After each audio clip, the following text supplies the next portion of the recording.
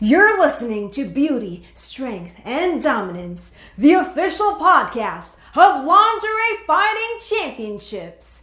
And now, here's your host, Michael Larkin.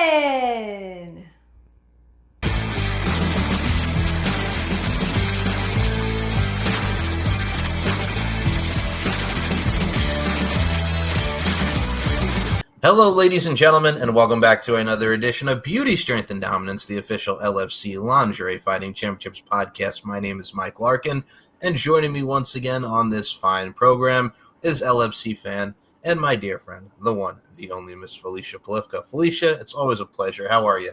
I'm good. How are you?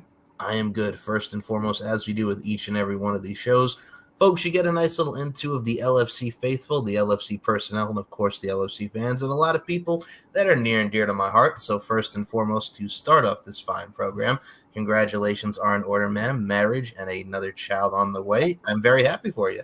Thank you. You're very welcome. I look at it like this. I always talk about, just being a blessing and family as a whole. Now, how excited are for you again? Because of God dang, man, another blessing coming to the world. This is very exciting times, especially for the start of 2025. Yeah, I know. Like I said, it was more of a surprise, but hey, we're having bets on, are the girls continuing to beat the guys, or are we finally going to make the tiebreaker of the boys? Because I have 3 girls and 2 stepsons. So are the girls going to dominate again, or is it going to be a tiebreaker and I'm going to get another boy? So I got to ask you, and I've always said this, first of all, when it comes to boys and girls, I think anyway, it is a blessing, number one, but also number two. Yeah, I liked how you put the dominance factor to it. What are you guys hoping for this time? Is it more boy or more girl? What are you thinking and in your overall hopes? A pterodactyl to be amongst the kids. Either way, a healthy baby. We don't care about the gender, like, as long as it's healthy. But yeah, no, a pterodactyl will fit right in with the clan. Fair enough. I totally love that answer. And I look at it like this. I think even especially knowing how much of a great mother that you are and how motherhood really does not only change people, or it really does showcase the love and affection that it is. I think that is absolutely wonderful. I think a lot of people can really attest to that. I can't see where it goes for you. Yeah. You are so welcome on that. And I will say this first and foremost, as we are in the year 2025 with more family being added and more just moments and memories created, can you believe, and I will say this to you, my fellow 90s baby, that 2000 is now officially 25 years old? No, because that's going to make me old, and I don't want to be old yet. I am still a teenager at heart. Oh, the same thing with me, and I've always said this. Like, we always see the nostalgia on social medias, especially with all the posts that we get to see from our childhood. But it's so funny to me because it's like when you look at someone like a Ryan Seacrest hosting the New Year's Rockin' Eve, right? Like growing up with like Dick Clark and stuff. And like, I remember Ryan Seacrest back in the 90s. And for those that remember, not even just American Idol, he used to host a show called Click, which was a game show back in the 90s. Okay, so you're not alone with me. And the reason why I point this out, it was such an underrated show because this was like early stages of the internet that the show was based on. Do you remember watching that like every like Saturday afternoon? Yes, and I only was able to catch a couple of them because, life and everything, and still trying to be a kid myself. So I caught it a couple of times, and then life and everything was going on. I was just trying to be a kid and catching the shows that I wanted to catch, and when I did catch those, it was a good laugh. Same. I always look at it like this too, and it's always funny, like when you watch stuff from when you were a kid as you get older. I'm not gonna lie, folks, if you've not seen the show as you get older, kind of cheesy. Not gonna lie, because it's Ryan Seacrest just jumping all over the place, and you're going to like the chat rooms and the emails and whatnot. But again, you have to understand like the time period. It's the precursor to the internet. And number two, I always say this: we live in a day and age now, especially in 2025. There's no social media. It's just everything. It's like back in the day when you're doing school projects and you have to look up, like using books and stuff. We didn't have as much as like the Googles and what we have now, especially. That's just how it is. And I think it's so funny. I think you could concur with me. The kids nowadays, from the Gen Zs and everything going onward and the alphas and the betas, they couldn't handle it. They honestly did not. No. No. Especially, having to go to the library and having to go through the little things just to find where a book is sitting instead of, okay, I'm going to the computer. Where's this book? Like, we didn't have the luxury back then. And it made a few things difficult, but also made really good memories. Oh, agreed. And I've always said with this show, and I think you can concur with me on this, it's moments and memories created and moments and memories yet to be created. And I always said this, and I'll include you in these sentiments here, because as long as I've known you, you and I have had a lot of the similar tastes as far as our different variations of just music and everything in general.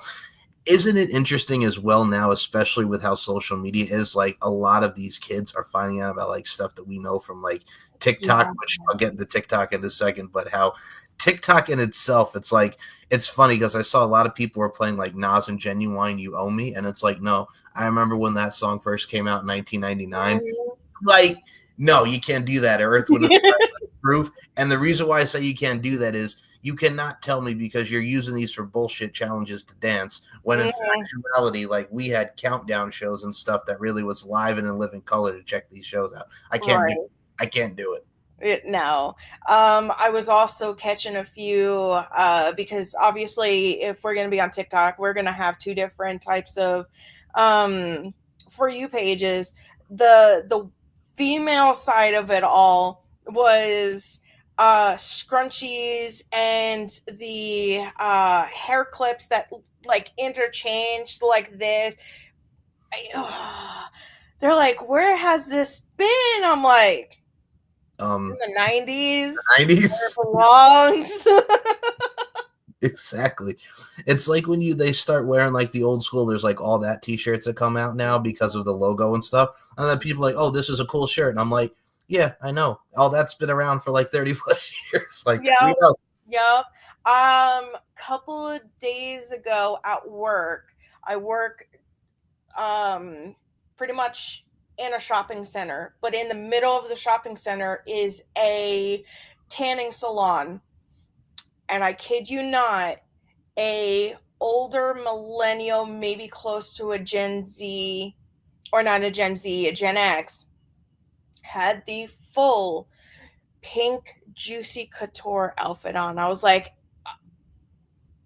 where did that come from? Right? You don't see that no more. You had to dig that out of your closet. Exactly. And I mean, I look at it like this, and I know he has a clothing line, and I know everything, and I'll mention this. Folks, when you think of Diddy, and I know with everything that's gone on and how no Diddy is, but like, do you remember how popular the Sean John clothing line was? Like almost everybody wore Sean John. Everything. And how, what was it? Supreme was supposed to be for the low end income housing type of people because it was cheap and easy, and now it's a high-end name brand thing. I was like, how times are changing. Oh, exactly. And I put that in perspective too. And I know I mentioned his name, but I always said this, and I think you could concur with me on this. Am I shocked with how the entertainment industry is? No, not the slightest. But also at the same time too, it kind of like not only taints your childhood because with Diddy and Bad Boy Records, like we had, of course, Notorious B.I.G., Faith Evans, and all these great artists like for 112 from that era.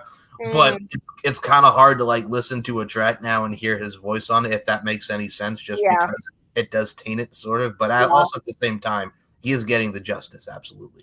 Oh, yeah. Oh, yeah, definitely. There's a theory going around right now behind the Diddy case that the LA wildfires, the millionaire homes that have burned down had information on the Diddy case, and now it's gone. And I'm like, you know what?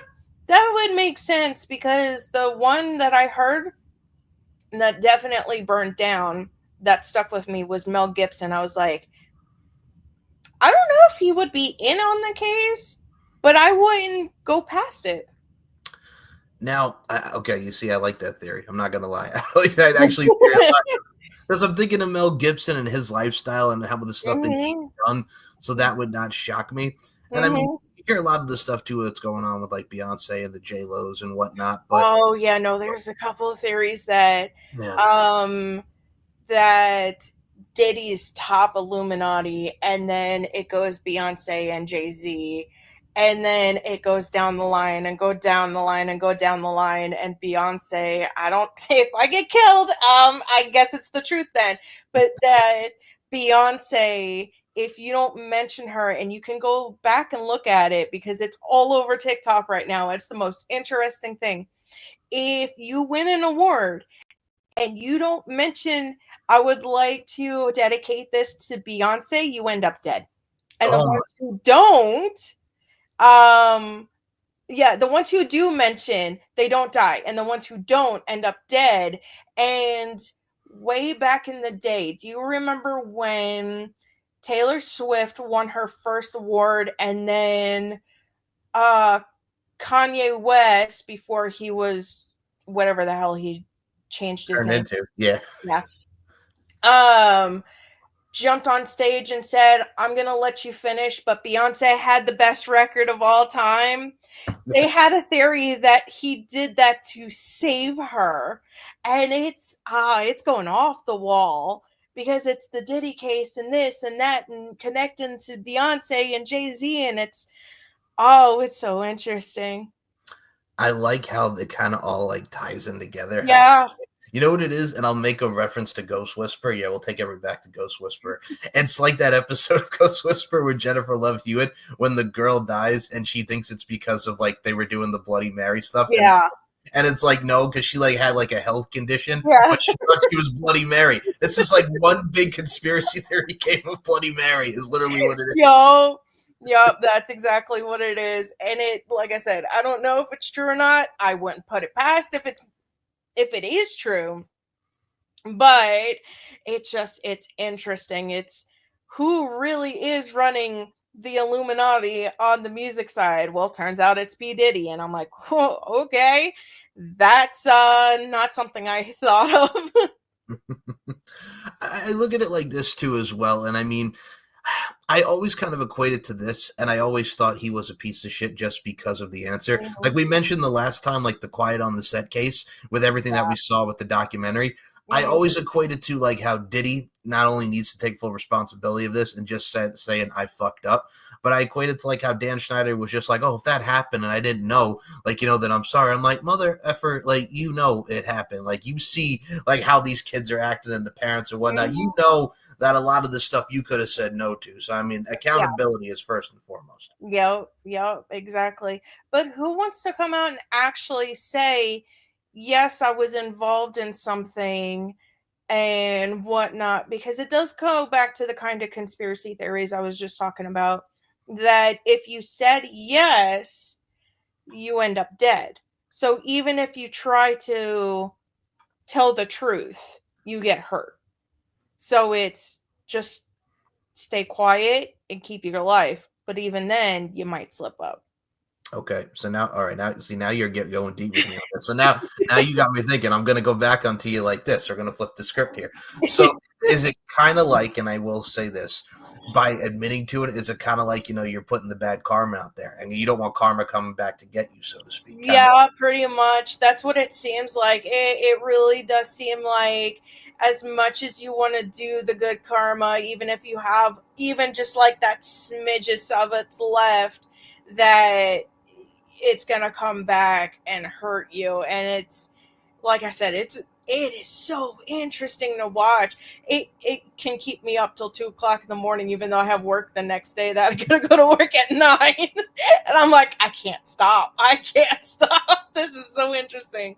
It's literally like for those who watch ID, the Investigation Discovery Channel, it's like when you watch conspiracy theory shows or you watch one of those shows, because it's like, I wonder, I'm very curious to see the murderous tendencies on why this person did that. It's literally like that. It's literally like that. Yeah, I have a couple different macabre pages that I follow on Facebook, and one of them is about murder mysteries that even go back to like the Black Dahlia was recently mentioned again because more information's coming out.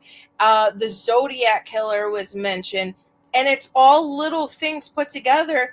And I was like, yeah, and there's some graphic pictures in there too, and most of the people are like, I want to sit down and have a talk with them. Most of them are dead, so you can't really, but what goes on in their head? It's so curious, because it's so, like, normalized but not normalized. We live around, and I hate to go this dark, but we live around death all day, every day, but we don't always see it, and we don't always hear about it till later on. But it's, how did a person grow up ish normal, even with slight trauma in the background, to grow up to a person like that, or even like Diddy or this one or that one? It's interesting. I'm right there with you. First of all, do not apologize for going dark. I know. No, you're fine. I look at it like this because it is very interesting. And I mean, I was one of the guys, like, when that Netflix special came out, and forgive me, I forget which one it was about, but the premise of it was the guy killed his wife because, like, if I remember correctly, it was like this. So he didn't know who it was, like, she was just dead, but it turns out he was the one who did it. So the wife was all into, like, social media, right? Like, everything was documented. You are talking about, you know what I'm talking about. You know his name, her name was Shanann. Yes. She was pregnant with her only son, and he killed, it was Chris something, I forgot what their last name was, and he killed not only the two daughters but also Shanann. Yep. And yes, that, I watched that live too, the whole funeral thing live. Oh wow. Mm-hmm. It just, like, yeah, like, it starts out like, you know, oh, he's so sad, but then you realize it's just like, then he goes away and there's this whole thing, and then she's gonna take the kids away, and that, like, goes him into, like, a snap, like a whole thing, and he just buries them. I'm like, it's one of the most, like, it broke me, like, literally right here, it broke me because it was just so heartbreaking, you know? Right. Did you actually figure out why he did it? Because he said why he did it. I don't know if I got to that part. What was it? You could spoil it for me. I'll go watch it back. What was it? He was going to another lady, and she did not know about the marriage or the kids. And when he was getting ready to leave Shanann, he killed her and the kids in order to safely move to the new girl. And once the girl figured out he actually had a family and everything, she freaked the fuck out and left. Excuse me. I mean, first of all, I understand as well, because that is just, you know what it is? It's also two different personalities, because, again, Shanann was the one who was, like, always on live and stuff like that, and the other girl was just like, you know, hey, this is me, what's up, like, the whole nine.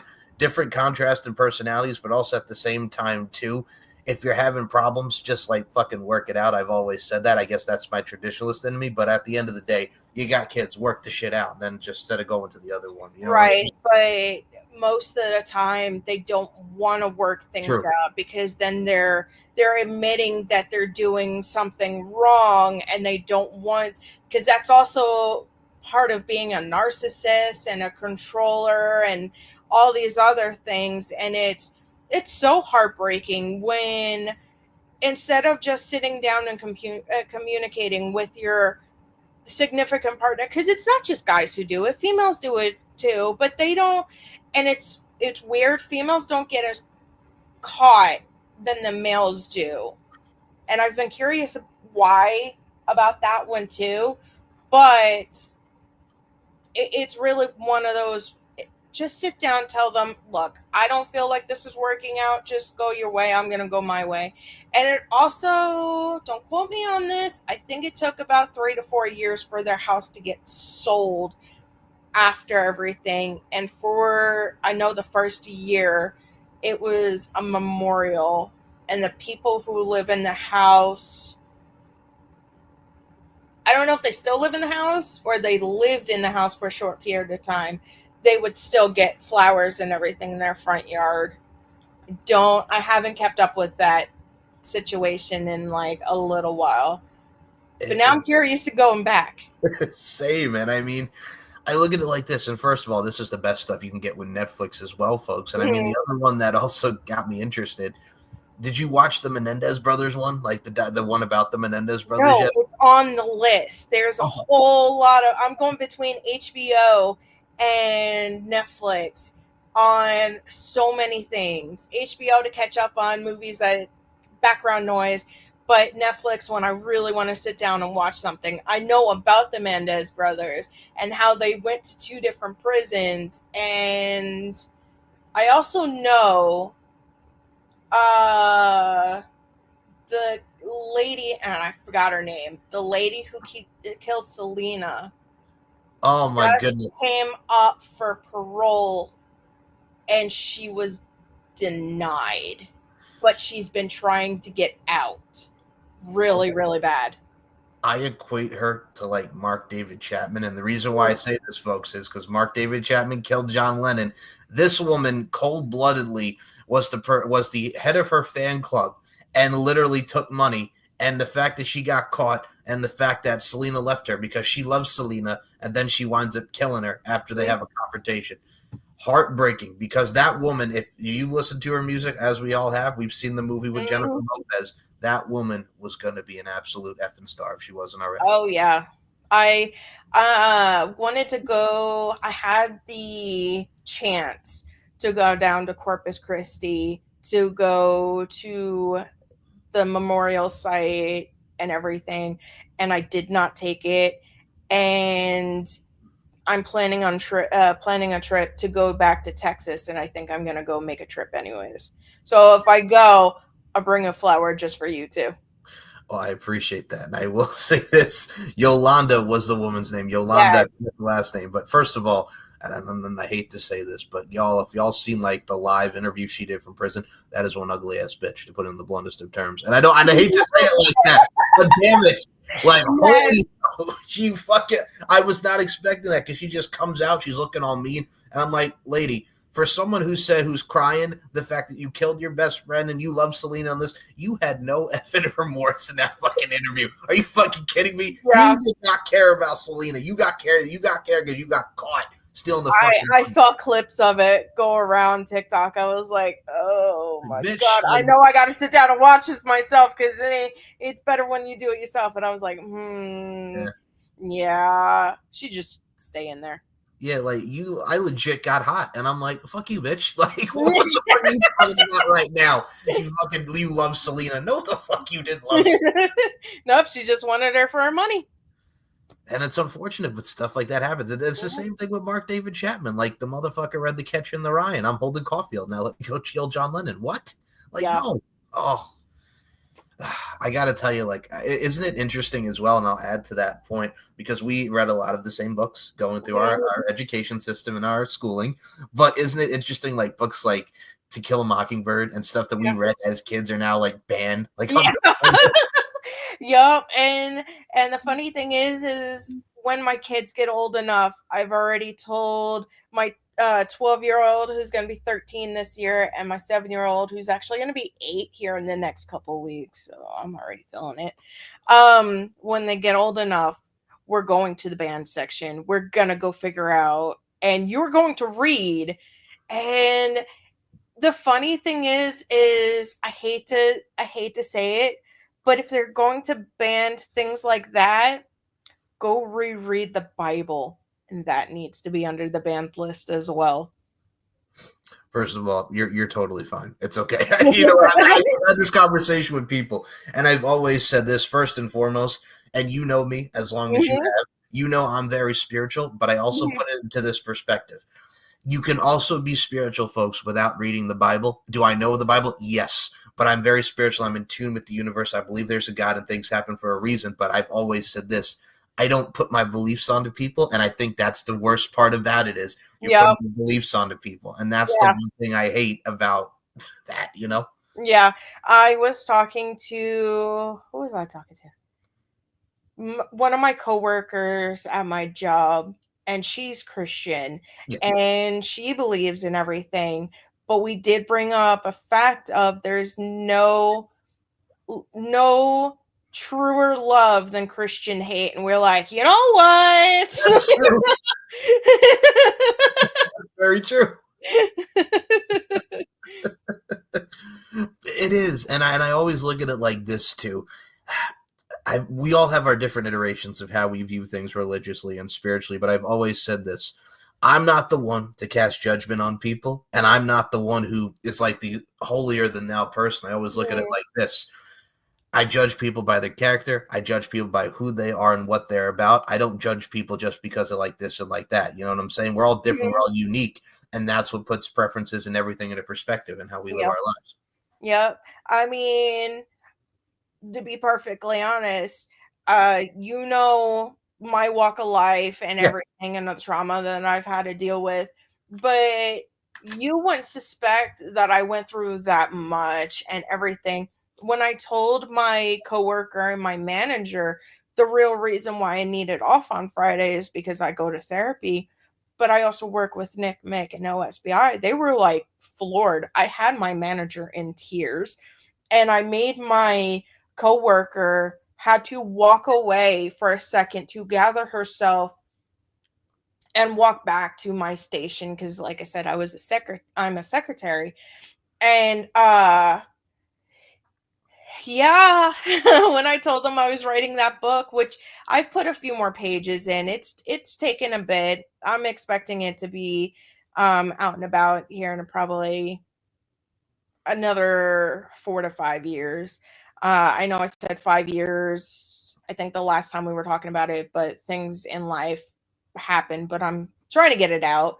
But when I was telling them about that I was writing that book, like, they were saying, you know, I'm so sorry that happened to you and everything. I said, please don't ever pity me, because if you pity me, it means I'm not going to stay humble to life or to anything, because I know there's people out there that they will have the victim mentality and take it and run. And I'm like, I don't want that.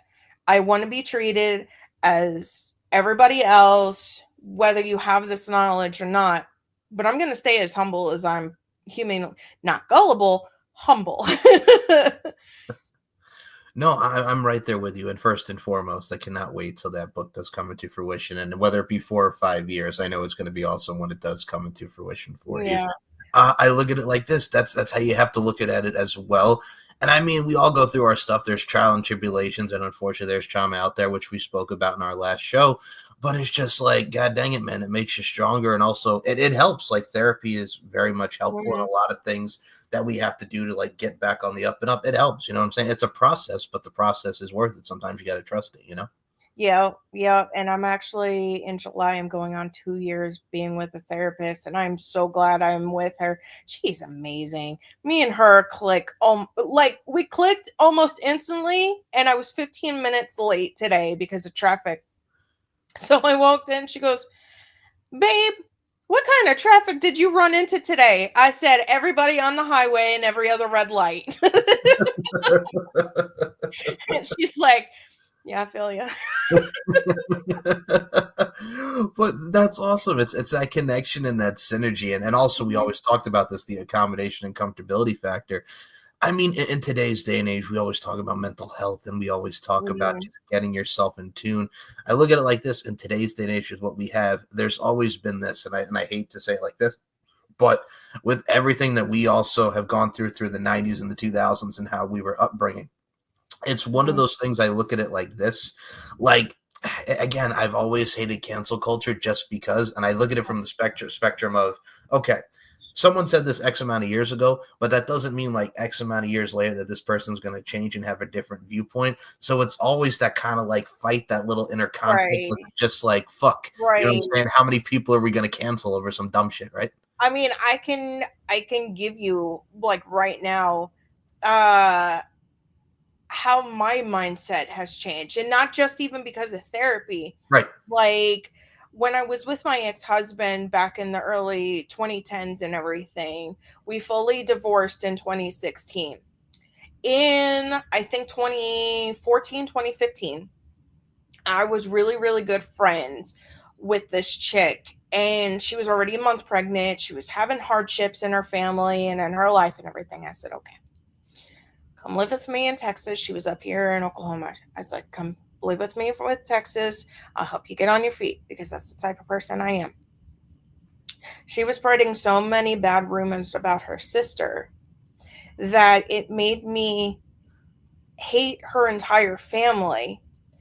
After I found out she slept with my husband too while she was down in Texas. Yeah. It was pretty bad. I said the next day we're taking her home. She was only with us for like 2-3 weeks at that point. I said, we're bringing her back after like some nasty words and everything. So I hated that entire family. Well, my wife has actually been friends since 3rd grade with the sister, and back in December. Now, still mind you, like, I still didn't like her, but back in December, she became homeless for a little bit because she got kicked out of the place that she was living. She lived with us. Was it just? No, it was in right before Thanksgiving to right before Christmas, a week before. So she moved in, and she had her own bed, but she was sleeping in the living room. The kids were upstairs with my kids and everything. And by the end, so a week before Christmas, she became my best friend. And we sat down and had a heart-to-heart conversation of everything her sister told me. And my wife is trans. We all know this. She has a little thing going on because she slowed down because of Trump being president and everything. But she's still on her medicine to become a girl. She just slowed it down. So my wife and the friend went into Casey's which is a gas station out here, when I was getting ready to go to work. And they said, what's the plan for today? And my wife said, I'm taking my wife to work. And they looked at the friend and said, well, have a good day at work. Now she's in like a pajama shirt and some sweatpants. She don't look like she's going to work. And then they brought lunch and everything out, and I was seeing it, and the worker came out, and he came over to the car because he recognized, that we were still here. And he came over, he goes, was it the wrong wife? I was like, yeah, it was the wrong wife. So from that day on, it's been like a week and a half now. She's wife number 1. I'm wife number 2. Oh my goodness. So we're just going back and forth with the jokes and everything. And it's all because, like, even though I helped her and I still was iffy about it, sitting down and talking with the person, trying to figure out what happened, took away literally from 2014, 2015 to just now. So 10 years. I hated her family, her sister, this one, that one. And it took like 3 weeks to revert a whole hatred into she's my best friend now. Okay, first and foremost, wow, number 1, but also number 2, that right there is the perfect example of just like, instead of just being more, because that's what we need to do nowadays. Because if you notice, everybody is doggone angry and nobody fucking talks anymore. It's instant. We're also tired too. That's the thing too. Like, we're older now, and I look at it like this, y'all. I'm gonna be 34 in April, Miss Felicia Palifka. I'm gonna be 34 in April. I ain't got time to be angry. Okay, no, it takes too much energy out of you to be angry. Yeah, I can't do it. Like, I could even say this, like, if this was 14 years ago and even to like my early 20s, I'm like, I could be like this, but I'm like, no, let it lie, walk away. No. Yeah, Exactly. I can't because again, it takes the energy out of you. But also number two, at the end of the day, this ain't high school shit anymore. And We're all number adults now. Just go for okay, it. exactly. Go away. It's not. And I say this to anybody who's the youngins now, the Gen Z, y'all. It ain't worth fighting. It really isn't. Just No. fucking just chill. Everybody's opinion of you does not actually matter. No. Nobody is actually staring at you and judging you. It don't matter. And if you hate somebody, just get over it. I had a 30-year grudge with my uncle.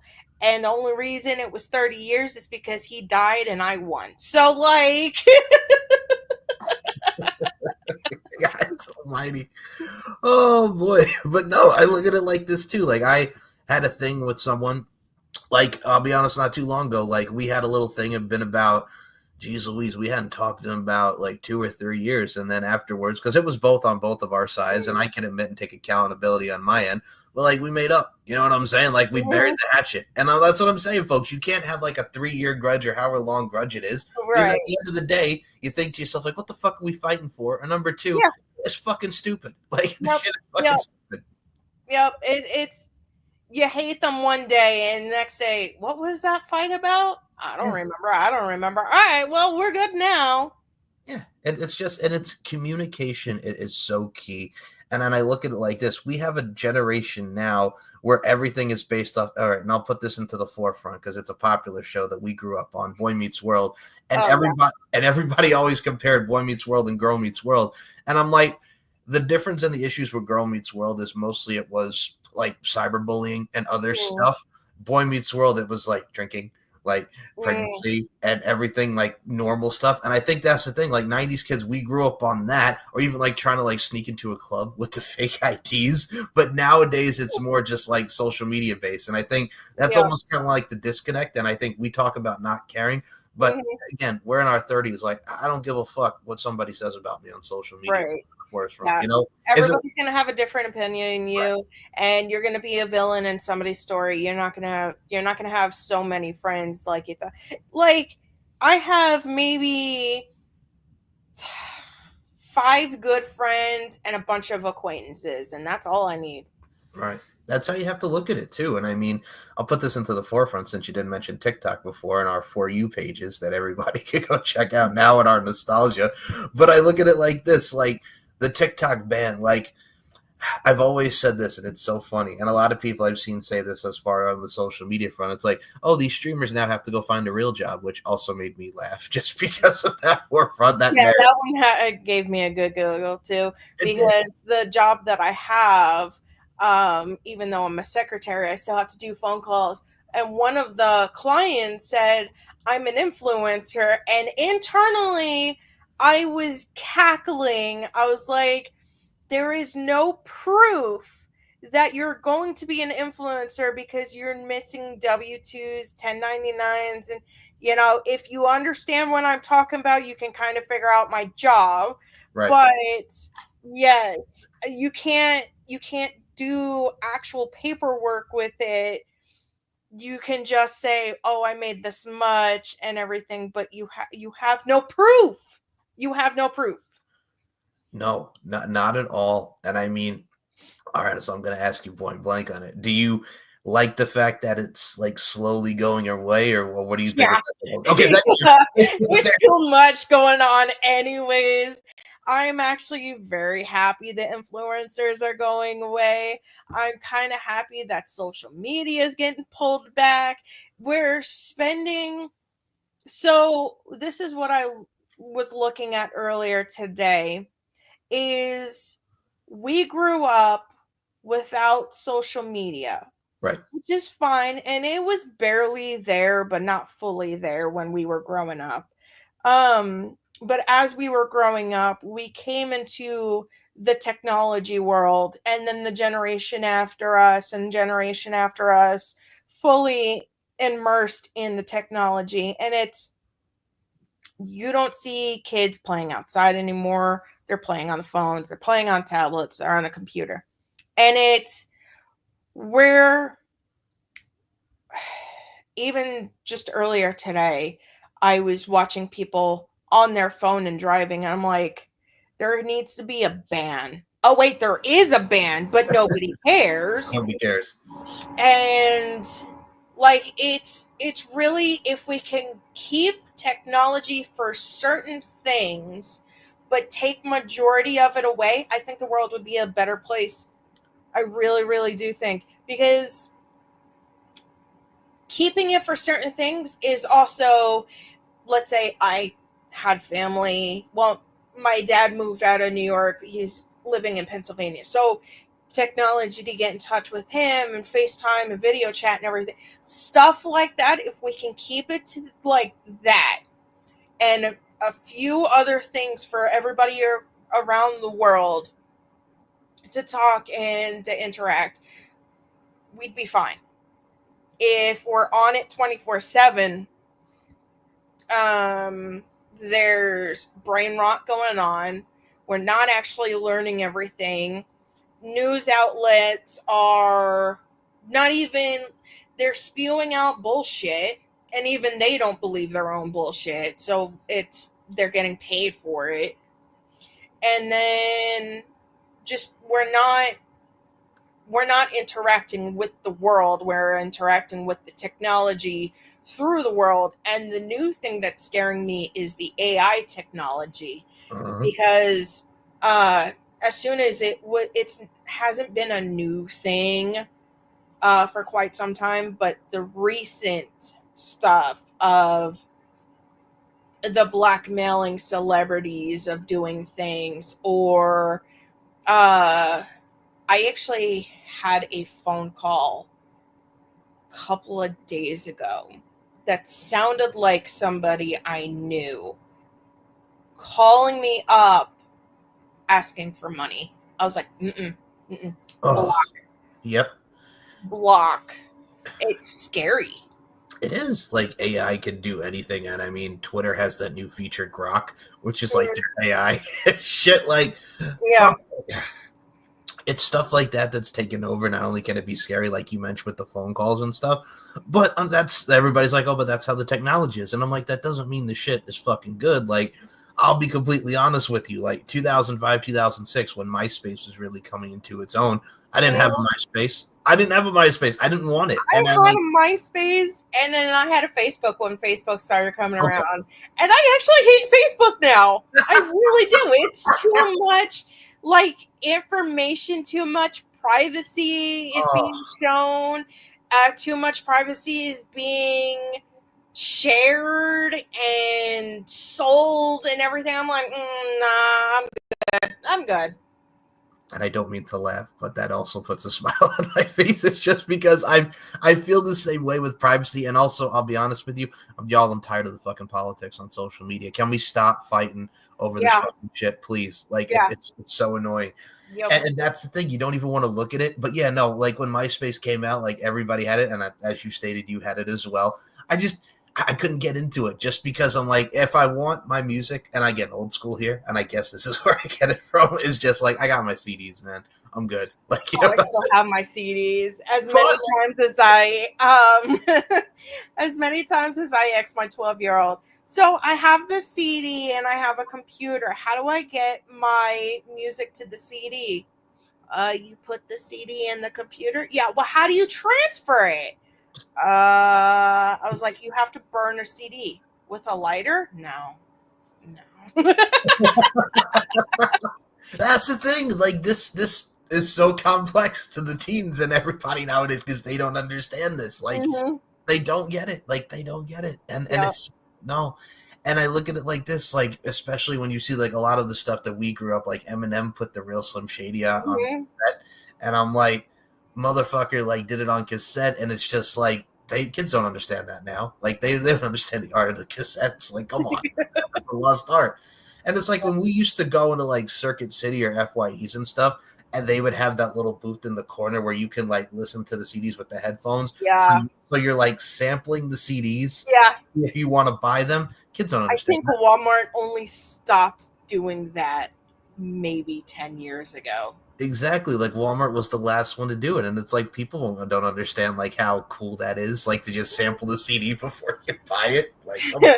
I remember pressing the buttons for specifically the Walmart, like the 40 and Walmart employees singing song soundtrack, because it was that and a bunch of Christmas ones. And I always put it on the employees because they sounded like crap. So I was like, that, and pull it full volume, and the whole album played for 3 hours.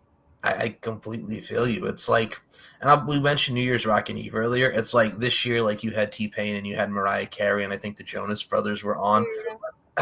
Not bad performances, but I also look at it like this. I think we're at that point in age where we're just like, yeah, I'll keep my old school playlist here, because we're in the age of we're like, we're just going to listen to the same shit over and over again every year anyway. I was watching the videos after the fact. I was at my friend's house playing Cards Against Humanity. Okay. And all the kids were outside except my little ones, because they were in bed, because obviously it's midnight. Right. And all the kids were outside, and then we're watching fireworks. And so we had like the full table full of 9 adults playing Cards Against Humanity, everybody drinking. And I was like, Happy New Year. Happy New Year. All right, who has this card?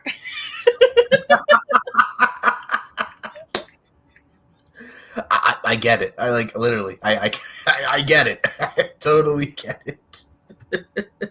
And I get it. It's like that too. It's like like when we get older, like we try to make sure like we stay up on New Year's, because like again, we're not in our 20s anymore. It's like, oh yeah, no. As soon as because we said that we were going to stay there, we were going to watch the ball drop.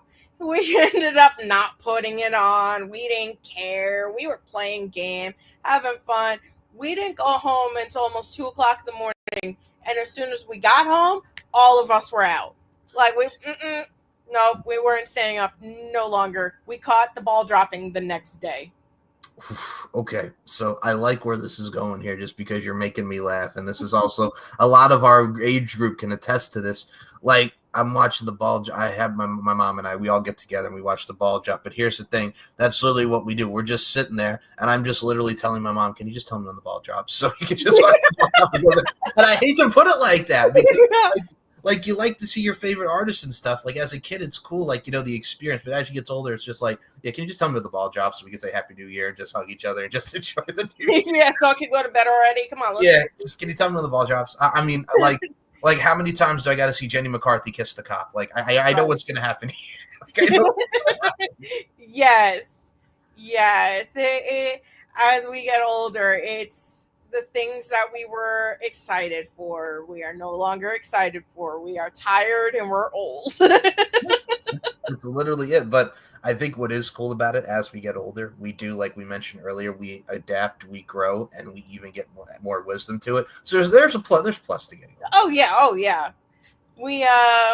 We know tomato is technically a fruit, but we know it doesn't go in a fruit salad, and ketchup is technically a smoothie. So like fruit salad, yummy. Yeah, okay. Me and my wife, when we were in Target going grocery shopping, we were singing We Are the Pirates That Don't Do Anything, and then immediately following was Where's My Hairbrush? And our kids were looking at us like we had 6 heads. And I was like, hey, these are bangers. We grew up on VeggieTales. Whether you were a religious kid or not, you grew up on VeggieTales, you know the bangers. Yeah, I'm right there with you. Like, I mean, we grew up on the Wiggles. We grew up on like a lot of this stuff. We grew up on, I'll even say it, like even Blue's Clues or even like Dora the Explorer, what have you. Like, you know the songs, you know the plot, you know everything too. And all right, and I'm gonna say this about Blue's Clues, and I think you could concur with me. Like, Steve Burns is obviously, he's the OG. We all grew up on Steve. Oh yeah. Some of us grew up on Donovan Patton as Joe, which Joe was all right. But then you got the new kid who came in, Josh. And I saw Blue's Clues in you like very quickly. It's like you're substituting the mail for an email, and it's just. Yeah, I saw that. I was like, nope, turn it off. It's nothing against him. No, not at all. We got a letter. Now we got an email. We're not growing up in this generation. Nope, we're still kids. Yeah. And I was actually just telling my wife not too long ago, I was like, we need a night to the millennial selves and everything. Bring out the kids again. And she was like, what are you talking about? I said, we need you know how girls have girls' night and guys have man cave nights and stuff like that? We need a 90s night where you're dressing up in your 90s clothes. And I'm not talking like windbreakers. I'm talking Nickelodeon pajama pants. You're wearing a freaking Rugrats shirt and everything like that. And we're coming over and we're having Go-Gurts. I know how to make oh my god, what is it called? It was the kangaroo with the icing. Oh, I know who you're talking. I know what you're talking Yes. about. Yeah, I think of the name of it. I see it in my head. Yes. Yeah. I know how to make that from scratch. Okay. And pizza rolls and, like I said, Go-Gurts, Capri Suns, all the stuff from our childhood, all the candy, and we were going to watch Blue's Clues with Steve, and I was like, nobody else. It's just going to be Steve. And then we were going to fight over who liked Disney better, who liked it, even though Disney back then wasn't, it was okay, but it wasn't the greatest. It was Cartoon Network or Nickelodeon. Who was the OG and which one, you know, who remembers what channel they were on. And we're setting up a night like that now. And that was actually just a conversation I had maybe 3 hours ago. Now that's a party that I would definitely you play the 90s, 2000, early 2000s music and you get it going. Absolutely. Yep. But I like how you put the distinction between Cartoon Network and Nickelodeon. So for me, like, I like Disney, and I will say this, like, the old school DComs it's cheesy now, but it's classics. Mm-hmm. But I think at the time, I could even say it to myself, I was more of a Nickelodeon kid. Just because I think everybody, it was always Nickelodeon versus Cartoon Network. Yep. Who had the better, not even animation, the better shows. Because you had Powerpuff Girls and, you know, Dexter's Laboratory. You had a lot of you had Real Monsters, you had this, you had that, and then you had like everything else, and it was competing with each other, and they back then had the greatest shows, and it's so sad it went away. I know, like, you had, like, your Figure It Out with Summer Sanders. You had your All That, your Keenan and Kel's. You had the Mystery Files of Shelby Woo. You had the Adventures of Pete and Pete. Like, you had a lot of good shows on Nickelodeon. And then like, I'm going to put this into the forefront just because Nickelodeon had that one show, and I will say this because towards, like, 2000, they had that show No One Knows Best that lasted, like one. You remember No One? Okay. Mm-hmm. You see, did you watch No One Knows Best at all? And you remember? Every time I could get it. Yeah, because I would make a list of when my favorite shows were on, and if my show wasn't on because there was an ad, I would switch over to the other network. Nice. I would purposely go back and forth like this. And to put it in perspective for those that don't know what Know What's Best is, picture Clarissa Explains It All with Melissa Joan Hart, but the male version of it. That's literally what it is. That's literally what it is. Yeah, but it was good. It was actually very good. Like, and the other one, Caitlin's Way, with the girl is like a juvenile, but then she goes to live in Montana, and you find out she loves horses and everything. Like, that was the show. That was the plot of it, but it was not bad. Not a bad show. Yeah. And then let's see, if Nickelodeon had ads, Cartoon Network had ads, and I wasn't feeling Disney, I put on PBS Kids. Okay. Give me some Arthur. Give me some whatnot. I like your style. Okay, people or Zoom. When I go to the friend's house that I was saying that we made up and everything, every time we go over there and she puts something on TV for the kids to watch, it's PBS Kids. So the kids don't like really watch it, but me and my wife and her will sit down on the couch and just get immersed and just talk about our childhood and everything of, oh yeah, I remember when this episode aired. Oh yeah, I remember this. And then if you remember the episode, you were saying the lines. Yep.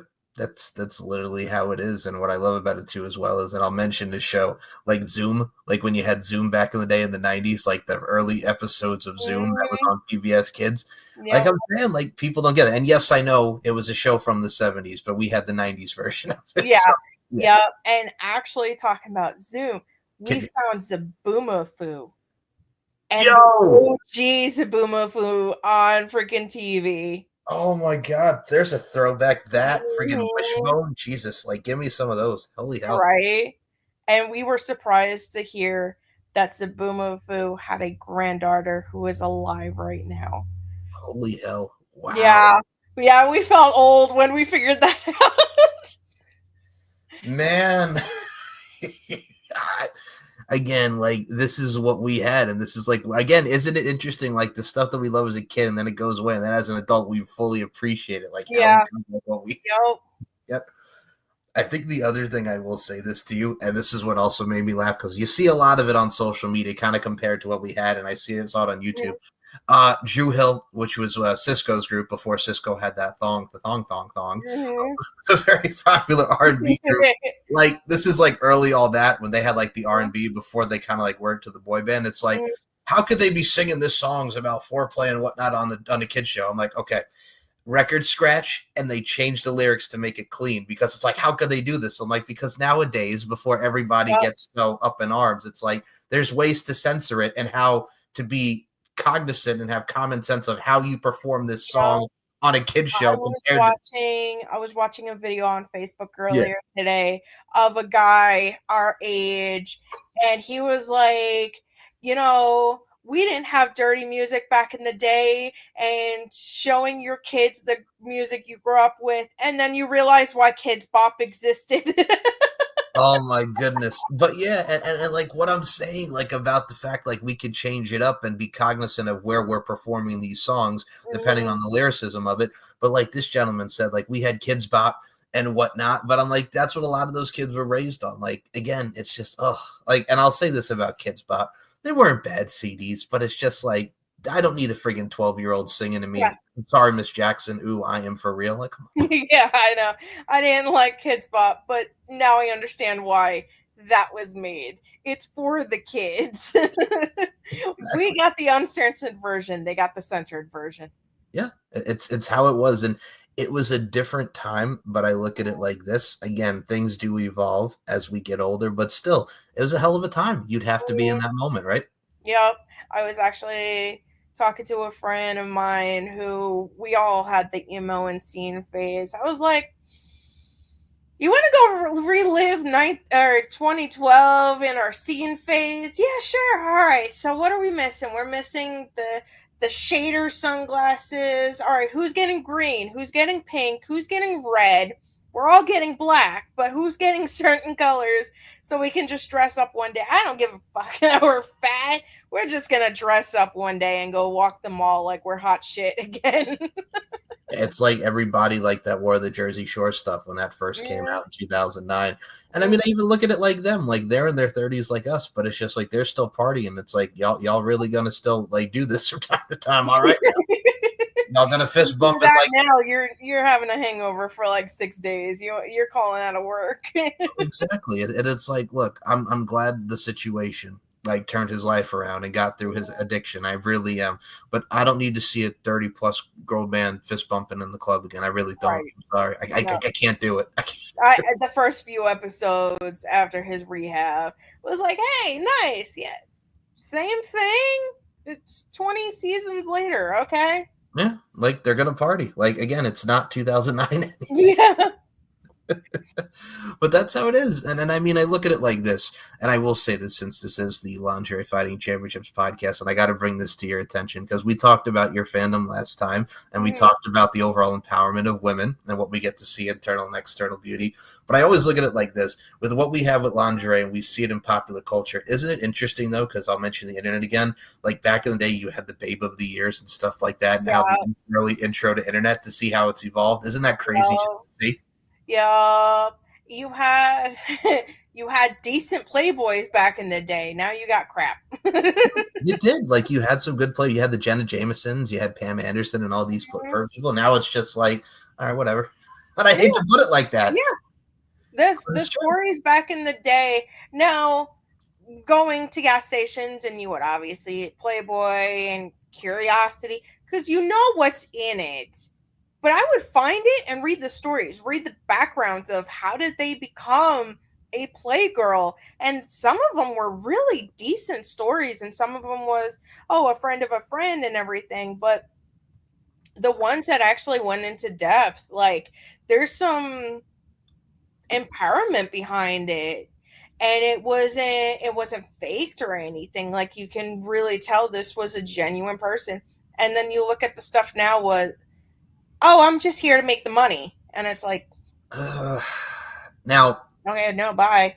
I'm going to put this into perspective here as well, because you put up a great point here, Miss Felicia Palifka, and I got to say, this is why we got the hot takes up in here, to quote DMX. I look at it like this.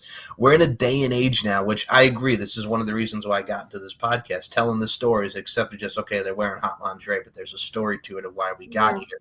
We're in a day and age now with content creators where it's just like, we're just going to go out there and go buck wild. And I don't mean to do the but it's true. It's how the mindset is. Instead of just like, okay, here's the purpose in this. Now it's just like, okay, I'm going to go buck wild, and they don't fucking care. Yeah. Yep. It's as quickly as you show up because of the content, you're going to disappear with the content. You're not actually giving anything. You're just, hey, I'm here. I'm a content creator. And a lot of celebrities I've seen come and go. A lot of content creators I've seen come and go. YouTube people, like, most of them that I've watched don't have a decent background, don't really give a crap in the world, and they're only doing this for the money. And then the ones that start slow, build up, have decent backgrounds, they're around for a while. I think it's the discipline and how you put into, because let's be honest with ourselves here with content creation. How many times am I going to watch you do stupid shit? Let's put it bluntly. It's like after a while, it's just like, okay, I'm going to do some stupid shit and just act a fool on camera. It's like, where's the substance is that? It's just bullshit. And it makes you even cringe more if you know they have a family and they have kids. And it's like,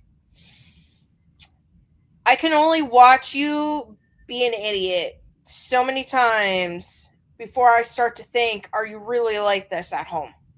Right. Exactly. I mean, it's putting it on for the camera, but then you really don't know. Okay, it's like when that camera turns off, are y'all really acting like this? And I mean, you see that a lot, and it's just it's ridiculous, because in today's day and age, you want to be that role model for that kid, or you want to set a precedent with your image. But by doing that kind of crap or whatever challenge it is or whatever, just be for views, it's just like you kind of have the wrong mentality about it. If you're doing it just for money and just for views, you ain't gonna get far. No. And I mean, you rather be real and authentic than to be fake and shallow, to be completely honest with you. Yep. Being authentic gets you places. Even if it doesn't do it quick enough, you'll still get to the end goal. If you're fake, you're going to hit that goal like a brick wall real fast. Oh, yeah. And I mean, I look at it like people like that. And all right, I'm gonna say it just because that dumbass Aiden Ross who does all that bullshit. Okay, you see, you know where I'm going with this. That dumbass Aiden Ross who friggin' is on his chat just doing dumb shit or whatever he's trying. That one annoys me. Yeah, that stuff annoys me. And I hate to put it like that and mention a name like that. But I see that content and it's like, all right, bro, like, come on now. Like, and it's ridiculous. And you can't tell me that this dude doesn't act like that off camera, because I've seen people on TikTok like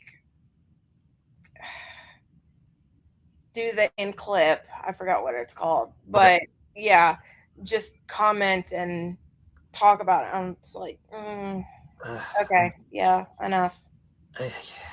And I think in a way that leads to not only debauchery, but it just leads to, unfortunately, kids consuming this shit, and then they act like what they see, and it's a fucking shame. Yeah. And it's one of those, you're going to have more defiant kids by watching what they're watching now. And I know there's a lot of parents out there that are trying to get supervision on what they watch, but if the kids are smart enough, they can get around certain things. And I've seen it happen with my own eyes. Like,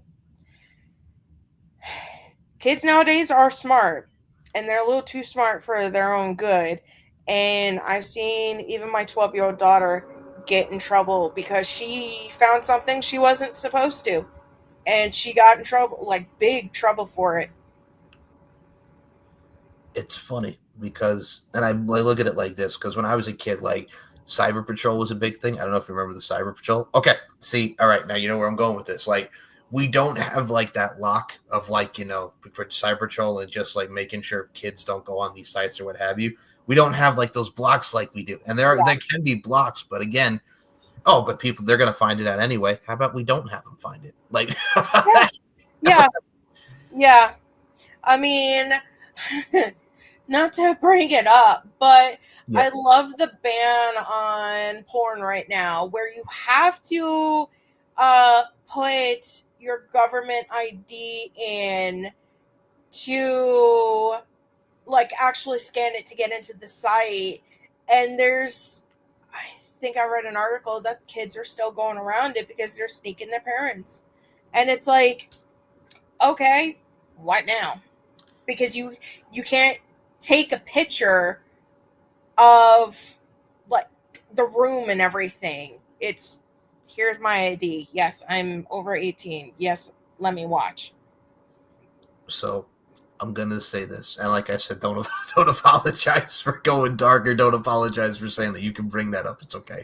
But I look at it like this, and why you're making me smile with this, as someone who's interviewed people in the adult entertainment industry, and you know, as a lot of people do, I like it just because, again, you have to, again, as a grown man, I'm going to get on it because, you know, show your ID, show your facial thing. That's how it should be. So kids don't be going on it. I am cool with that. But yeah, that's the bad part about it, is because these kids can find a way to somehow sneak or use their parents' ID or something to fucking get on it.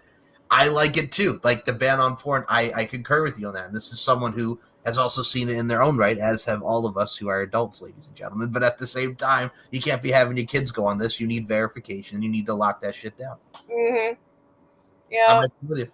But there's still ways around it and everything like that. It's, yes, the protection is nice, but there's not enough. But then it's also taking away from the adults who do go on it and do use the sites and everything else. And it's that size. It's one of those things. And again, I don't mean to laugh me like that, but that size says everything. Yeah.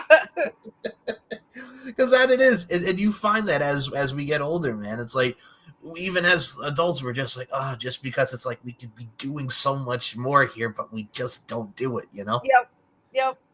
Instead of putting the smarts where the smarts need to be, we're putting the smarts into other things like AI, which does not need to be something right now. I do not want to relive iRobot, okay?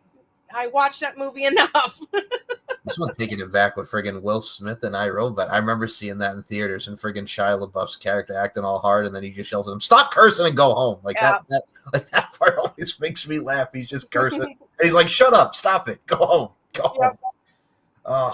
But that's literally what it is, and I will say this. Felicia, we've had a lot of laughs as always with this show, ladies and gentlemen, and I always love having you. And I will say this, to quote Harold and Kumar Go to White Castle, since you mentioned earlier in the show, is that a pterodactyl in the friggin' convenience store, extreme cheddar, extreme cashier. No matter if it's a boy or a girl, I'm so happy for you, and I can't wait to see what the sex is of the baby and where you go from it. I think that's wonderful. Much love to you and your wife. Thank you. You're very welcome. And my dear friend, I will say this. I'd love to have you back in the future and really just encompass what we talked about today. You're always welcome on this platform. Absolutely. I love being on the show, and I started a little following every time that I know I'm going on the podcast. I'm like, all right, where's my people at? Because as soon as I get it, who am I sending it to? So you always get like 6-7 views, even though it's supposed to be like in the 20s. You already get like 6-7 views already.